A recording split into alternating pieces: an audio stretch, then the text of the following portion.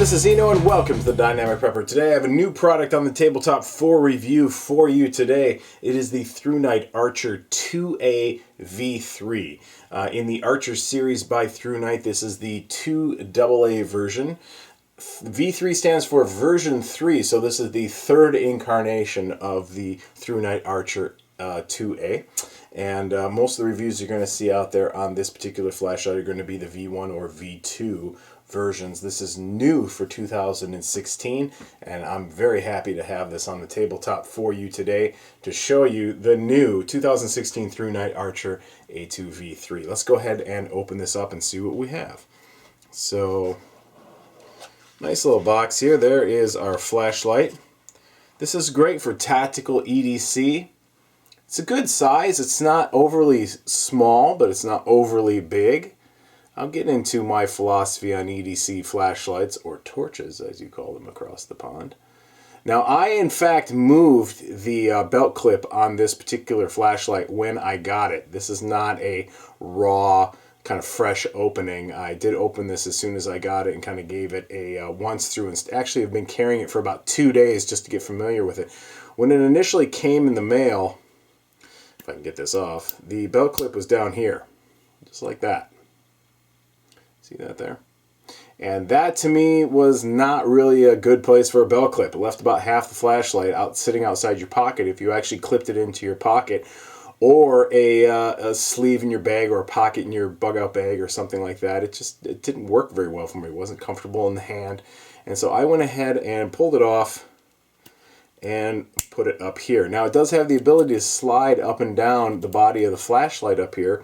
And this is just an initial review. In about a month or so, I'm going to give this a second review once I have some serious time behind this flashlight, so I can give you all the durability and usability review of this flashlight down the road. But for right now, I just wanted to get this out of the box and show you all this flashlight, because I really do think that it is an interesting flashlight and a very good flashlight for the price if you're looking for a tactical EDC flashlight. So let's take a look at what else is in our box. We'll get rid of that. We have an owner's manual here, which will show you how to use your flashlight. Something here which is written in a language I don't understand.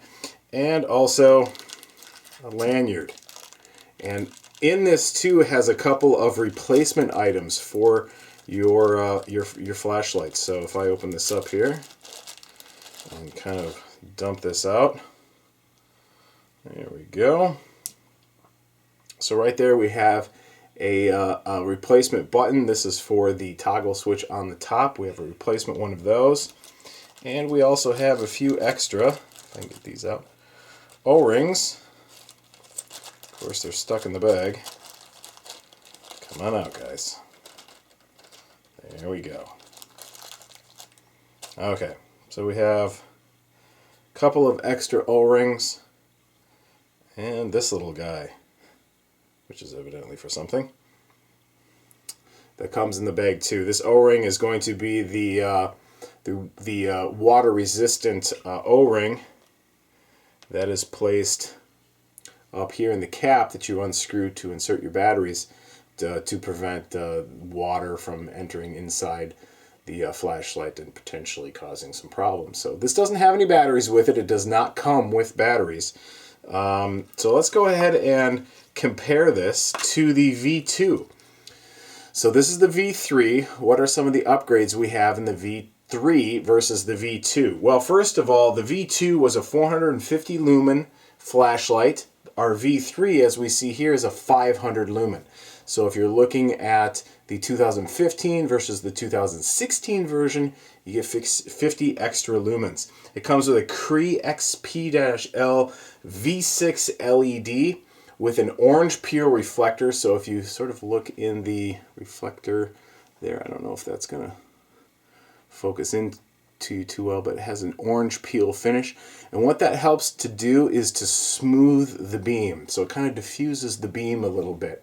And I actually like that in a flashlight. I tend to prize my orange peel flashlights more than my smooth reflector flashlights, because it does provide that smoother, broader focused beam. You do lose a little bit of throw with an orange peel reflector, but in my opinion, for your day-to-day usage, up close or within, 50 feet or so, it tends to be a much more effective flashlight. If you're trying to throw a beam, much beyond that, some sort of focused beam tends to be more practical in that standpoint. But if you're looking for something that's going to be, in and around your personal space, an orange peel system to diffuse that beam definitely works a little bit more. And I find that most of the applications of an EDC flashlight are fairly up close type of situations, and an orange peel reflector, which is that inner shiny piece there around the LED, tends to diffuse that beam a little bit more and be a little bit more useful in that situation. This doesn't have any batteries in it right now, so this is our raw weight, which is one of the other differences between the V2 and the V3. The V2 came in at 75 grams. The V3 is spec'd at 48 grams. So let's go ahead and weigh this. So bring up my scale here. Turn that on. We're in grams, and we're coming in at 54. So we're slightly over spec here, but certainly far underneath that 75 grams spec weight for the V2. So it's a little bit lighter than the previous incarnation of the Archer. The other big difference between the V2 and the V3 is a longer running time. In high beam mode, the V2 lasted 100 minutes. The V3 lasts 140 minutes. And again, this is 500 lumens versus 450. So we have a brighter light lasting a longer period of time, and it's a lighter weight system. So it really is a win-win-win when we compare it to the V2. Definitely some nice upgrades that have been given to us in the V3 for 2016. Probably the flashlight that I consider this to be most comparable to the Thrunite Archer is the Streamlight ProTac 2AA. I've had this flashlight for a good number of years now, probably about 2 years. And of all the flashlights I own, this is probably the one that it compares most directly to. Some of the differences between the Thrunite and the Streamlight ProTac is the Streamlight ProTac is a 155 lumen flashlight that specs 2 hours or 120 minutes of runtime on high beam versus a 500 lumen at 140 minutes, so 20 more minutes of runtime at about more than twice, almost 3 times the lumen output of the Streamlight ProTac. Streamlight ProTac retails at $37.97 on Amazon right now. The Archer retails at $36.95, so almost exactly $1 less for the Thrunite Archer versus the Streamlight ProTac 2AA. The Streamlight ProTac comes with a C4 LED, whereas the Thrunite comes with a CREE XP-L V6 LED, as I mentioned before. There's an interesting thing to be said about flashlights that do advertise being spec'd with a CREE LED. You can't just willy-nilly throw that name around. In order to advertise that your flashlight comes with a CREE LED, you have to pass CREE's Tempo testing regimen. And TEMPO stands for Thermal, Electrical, Mechanical, Photometric, and Optical Testing. And you must pass this with satisfactory results in order to be eligible to advertise that your flashlight is equipped with a CREE branded LED. If you do not submit or do not pass this testing, you cannot advertise that your flashlight is equipped with a CREE LED. The ProTac, the Streamlight ProTac, has what they call the C4 LED. The C4 stands for Controlled Collapse Chip Connection. That is actually in reference to the method used to solder the LED down to the actual flashlight electronics. It doesn't have anything to do with the LED itself. And in fact, Streamlight uses both CREE and K2 and some other LEDs in their construction. This particular one that you see here does include a CREE LED, but they do not advertise it as a CREE LED. They advertise it as a C4, which again references the connection method, not the actual quality of the LED used.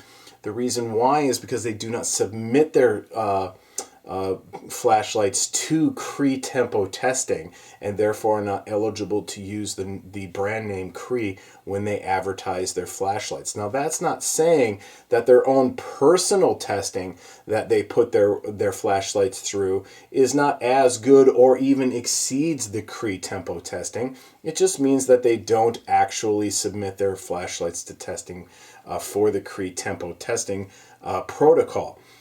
So that's one of the things that we see in the Archer is they are able to use that brand name of CREE, and that actually says a lot because they've tested this to CREE's standards, and CREE on their website guarantees assurance that the product performs at the as specified because they have been through CREE's extensive tempo testing. And again, tempo stands for thermal, electrical, mechanical, photometric, and optical standards. So that's saying a lot. If you're able to use that brand name, that means that CREE has certified that this product functions as advertised and as specified, and that they are going to stand behind the product, that yes, this is a manufacturer that takes this flashlight seriously.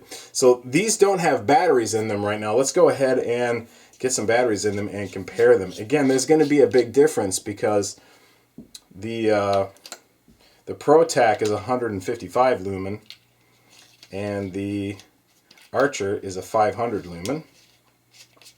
But nonetheless, you're going to get a basic idea of the difference between the two, because I think they are very similar as far as the market that they're going for. So, two brand new AA batteries in each. Let's go ahead and check the fit. No noise whatsoever.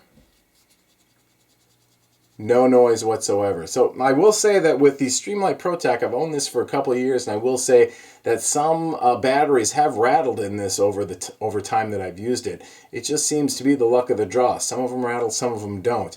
I've heard the trick of wrapping a single layer of electrical tape around the battery before you put it in, and I haven't tried that, but I have noticed in the past that some batteries do rattle in the Streamlight ProTac, but not these two.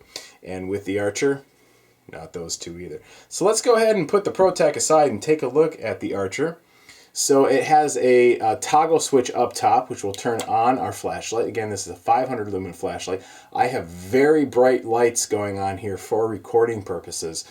So the fact that this is throwing out this bright of a light says a lot for this guy. So up here they have what they call their tactical switch, and this switch here will cycle you through the various modes that the flashlight is capable of doing. So if we press it once, we go into a firefly mode, which is a very dim, is a 0.1 lumen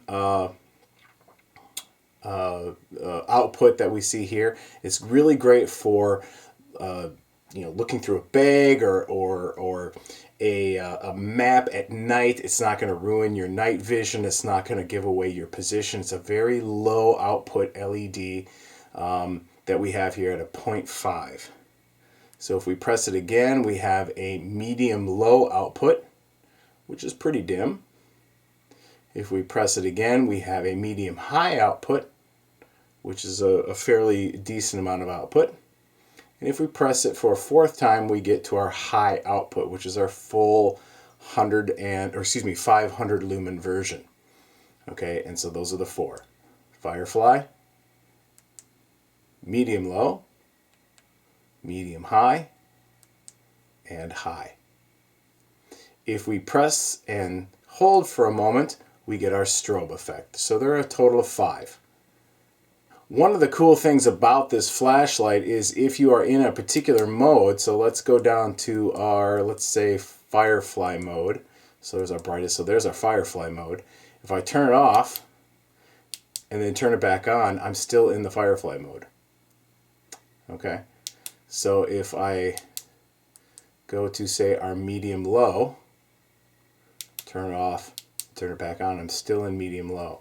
If I cycle all the way up to our high mode, if I turn it off and turn it back on, I'm still in our medium high mode. So whatever mode you leave it in when you turn it off is the mode it turns back on again the next time you turn it on, which is a really nice feature. You don't have to cycle through the modes every single time. So if you want to cycle it to the Firefly mode where it's real low and just leave it there, the next time you turn it on, it's still in that mode. It doesn't automatically default to a different mode. If we compare that to the ProTac by Streamlight, we have some batteries in here. This is in the 155 lumen, okay, version, okay. So if I want to go into like the strobe mode or the low mode, it's a multi-tap system. So hopefully I can do this. So there's our strobe mode. There's our low mode. Okay, so you notice it's a multi-tap system of the button that allows me to cycle through that. But here I'm in the low mode. If I turn it off and then turn it back on again, I'm back in the high mode again. So I'd have to cycle through that whole mode again in order to get back to that low Firefly mode, which is actually a 0.55 as opposed to a 0.1. So that low mode is much brighter in the ProTac than it is in the Firefly, but this high mode is a 155 as opposed to the 500 lumen of the Thrunite. So getting back to the Thrunite, it has a nice textured body, which I actually really like. Again, I moved this belt clip from this position here, which I thought was a little impractical, up to this position. It does have the ability to slide here, and I'm a little concerned about that. But again, we're just starting to carry this in an EDC capability. So I'll be evaluating this over the course of the next month or two, and I'll give you an update review probably about another month or so of how I like this. So what that orange peel reflector does that we were talking about before, I don't know if you can see that, hopefully that will focus in a little bit, is it helps to diffuse the beam a little bit. I'm still in the low mode. So let's get this up into the high mode, and then we'll, okay.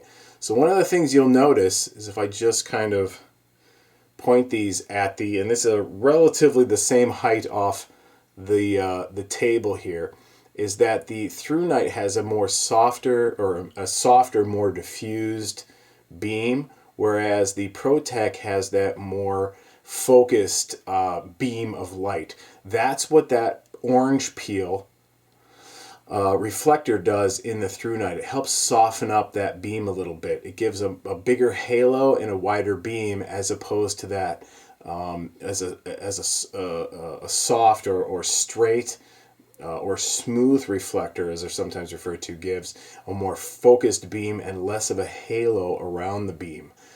So this one's definitely going to be more of a pinpoint flashlight, but this one's going to put out a lot more light. Now again, we can start seeing that difference between the 155 lumen versus the 500 lumen. It's a much brighter flashlight. And when we do our part 2 review of this, I'll be bringing this out into the woods at night, and I'll give you more of an idea of exactly the brightness difference of these two flashlights. But this guy right here, this Thrunite, is a much, much brighter flashlight than the Streamlight ProTac. And again, in complementary sizes and complementary prices, the Archer here is, in my opinion, a far superior system. It has more features. It's quicker and easier to operate. It has that orange peel reflector, which I think is better for an EDC application. It's a far brighter flashlight, in my opinion, for a little bit less money, more options, way brighter flashlight, and overall more versatility to it. I think the Thrunite Archer is definitely a winner. And because they can use that CREE brand name, means they've met all those criteria set out by CREE to be able to advertise that brand name, so you know you're getting quality. Check them out. I'll post a link down to their Amazon page for this particular flashlight if you'd like to have a look at it. Stay tuned. I will be doing a part 2 for this after I've carried it for a while. We're going to test out the durability and how this guy holds up in day-to-day EDC application. And down the road, we're going to give you a full review of this flashlight and how it's held up. So I appreciate y'all stopping by. Take it easy.